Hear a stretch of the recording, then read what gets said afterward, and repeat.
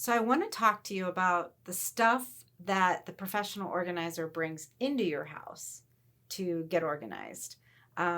It's usually a work bag, and it's usually filled with labels, Sharpies, label makers, maybe a measuring tape, a notebook, just tools of the trade, things that will help you get organized. If you've discussed, using labels, using bins, using containers, these are the things we will be bringing with us when we come into your home.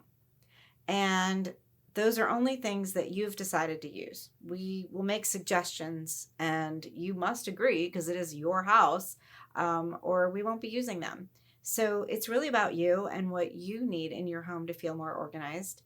And the cool thing about products is that you can decide to use things that you already have so you don't have to spend any money, or you can give us a budget. Say, you know what, I would really like a Target budget.